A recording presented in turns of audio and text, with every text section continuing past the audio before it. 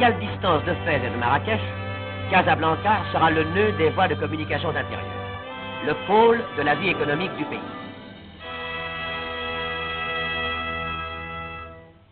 « 1600 km de voies ferrées, 13 000 km de routes à grand trafic, 32 000 km de routes locales drainent aujourd'hui vers le port de Casablanca les produits du sol et du sous-sol.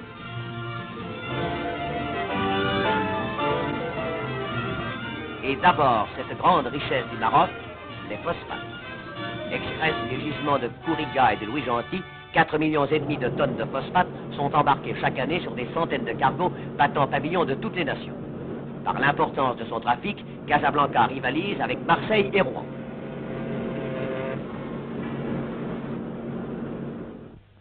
Minerais de manganèse, minerais de plomb, de zinc, de cobalt, minerais de fer, le Maroc exporte les produits d'un sous-sol qui fournit aussi du charbon et du pétrole. De gigantesques silos permettent d'entreposer les céréales.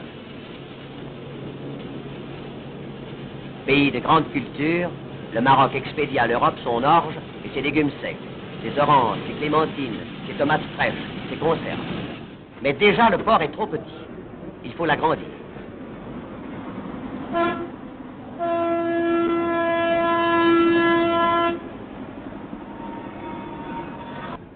Ces blocs de béton, 100 tonnes d'une seule coulée, sont immergés sur l'emplacement d'un nouveau môle où pourront accoster les navires, souvent contraints de faire antichambre dans la rade.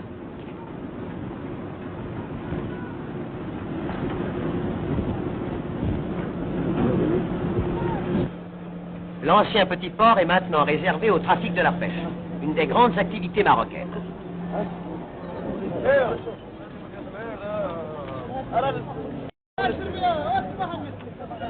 Le port de Casablanca alimente de nombreuses usines de conserve de poissons. Industries alimentaires, industries métallurgiques, minoteries, brasseries, fabriques de vêtements et de chaussures. Le mouvement du port a fait surgir des centaines d'usines qui transforment sur place les produits agricoles ou les matières premières importées. Ainsi s'est formée l'agglomération industrielle des Roches Noires qui s'étend à l'est de la ville sur une distance de plusieurs kilomètres. Une nouvelle centrale thermique vient d'être mise en service. 170 millions de kilowattheures en 1952.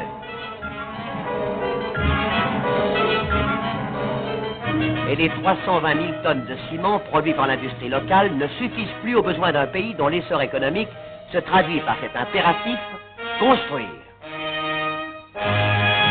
Depuis 40 ans, Casablanca n'a pas cessé d'être un chantier.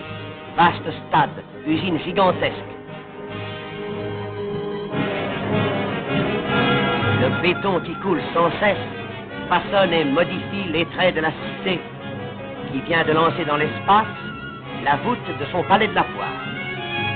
Une seule portée de 90 mètres. Construire, parce que la population augmente de jour en jour, parce qu'il n'y a jamais assez de maisons, d'entrepôts, d'ateliers. Au centre même de la ville, chaque jour, un nouveau chantier s'ouvre. Chaque jour, un immeuble s'achève.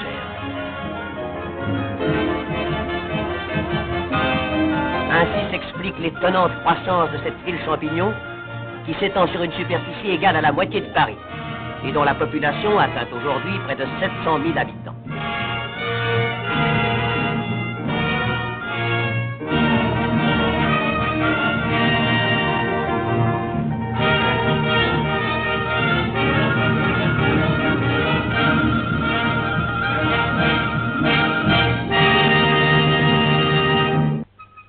Le sang de Casablanca, c'est son commerce.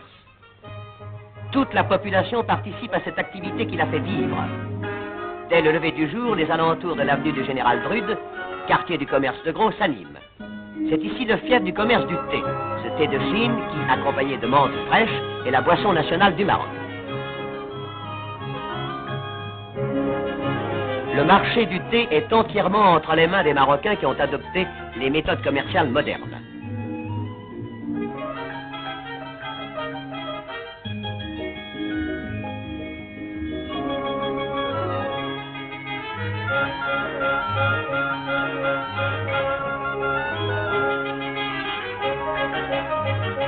La rue Poemiro, les kissarias de la route de Médiouna sont le domaine des marchands de tissus, souvent originaires de Fès.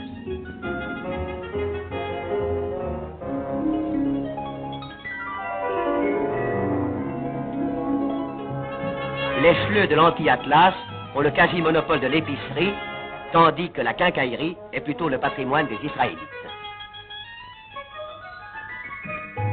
Les entreprises européennes, l'automobile, les grandes banques, les sièges des sociétés se concentrent au cœur de la ville, entre la place de France et le palais de justice, où les avocats français et marocains plaident côte à côte. Et chaque jour à midi,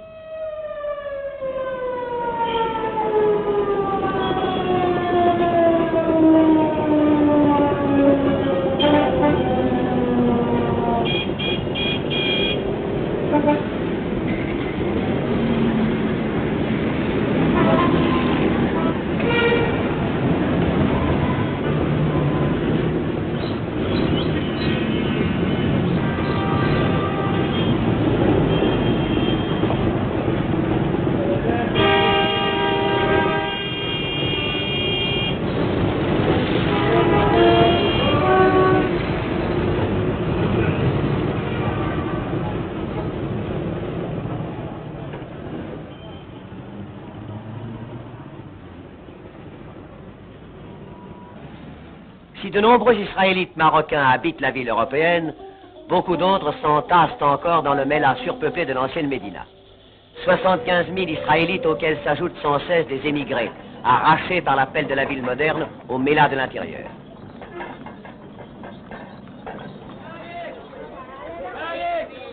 Attention, madame. Allez, attention. Allez, attention. Je peux parler.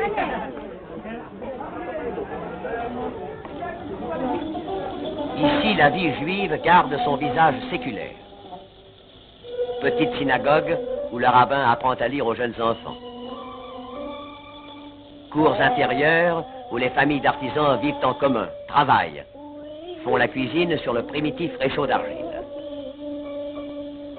Cependant, la jeune génération évolue rapidement, adopte le costume, la langue, les usages de la ville française.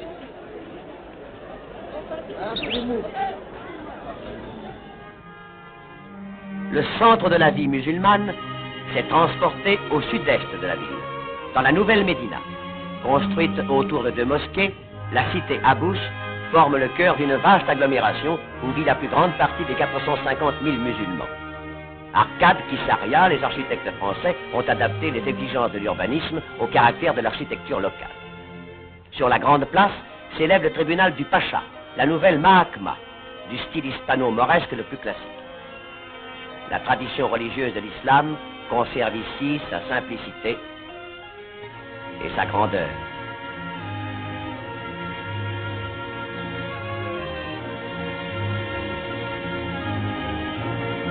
Et les mosquées sont trop étroites pour accueillir tous les croyants quand le muezzin annonce le vendredi l'heure de la prière.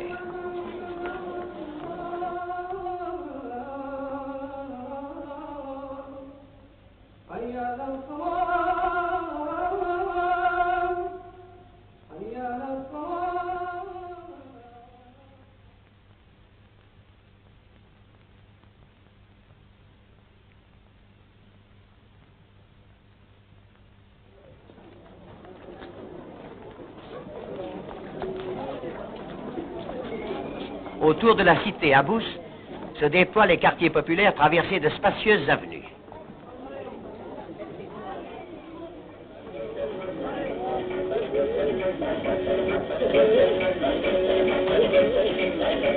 Dans les rues commerçantes, la rencontre de deux civilisations offre des contrastes curieux. Les cinémas sont très fréquentés et les stars égyptiennes jouissent de la plus grande faveur. Les badauds flânent un peu partout.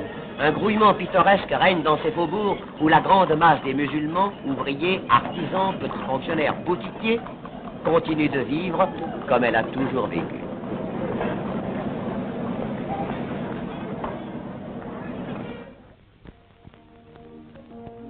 La journée terminée, le flot des travailleurs remonte vers les quartiers marocains.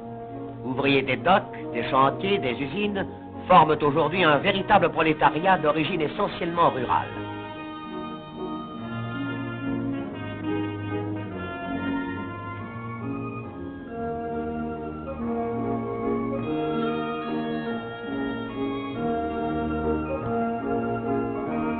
Ces émigrés de l'intérieur, berbères du Haut-Atlas ou de la vallée du Souss, paysans des oasis du Bani et du Dra, ne trouvent pas toujours à se loger dans les médinas surpeuplés.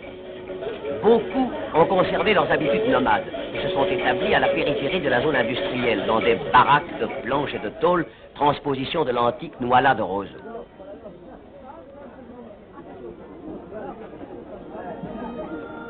Près de 100 000 Casablancais habitent ces bidonvilles.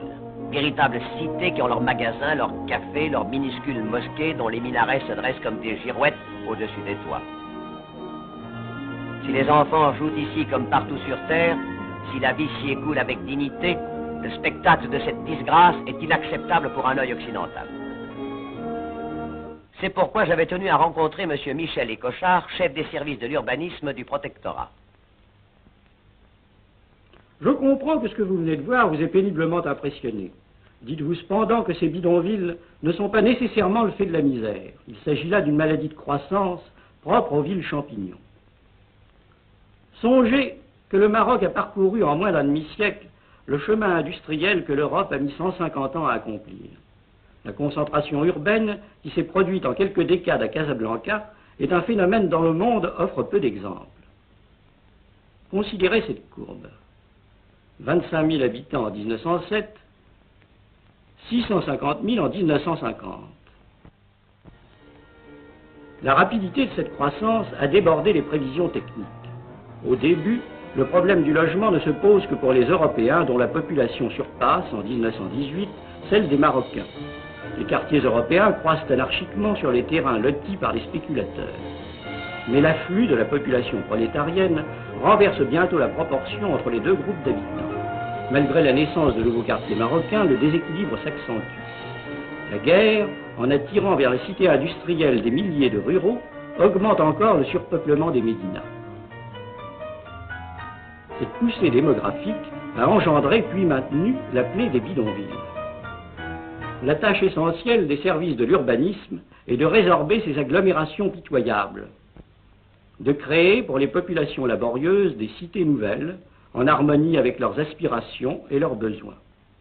Déjà, les nouveaux quartiers de Sidi Othman et les carrières centrales vont pouvoir abriter des milliers de sans-logis. Déjà, les habitations israélites du front de mer commencent à décongestionner l'insalubre Mela. Déjà s'étend sur le plateau qui domine la ville, la blanche cité d'Ain Shok.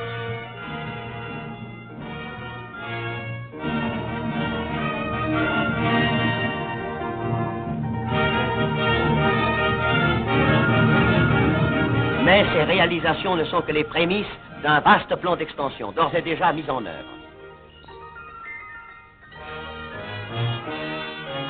1 million d'habitants, telle sera dans 15 ans la population de Casablanca.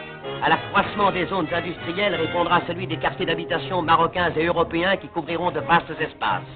Une autoroute partant du centre reliera Casablanca à Rabat, tandis que la petite ville de Fridala, à 30 km de la place de France, verra son sort de plus en plus lié à celui de sa grande voisine.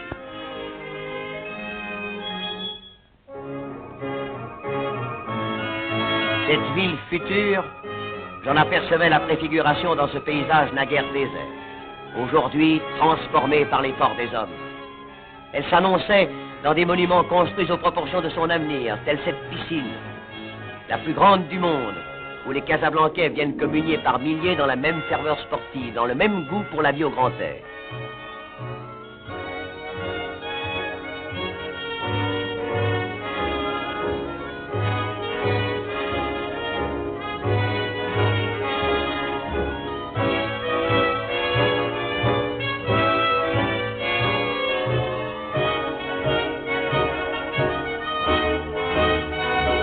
Je la voyais surtout s'affirmer et s'épanouir à travers la génération qui en constituera demain le peuple vivace.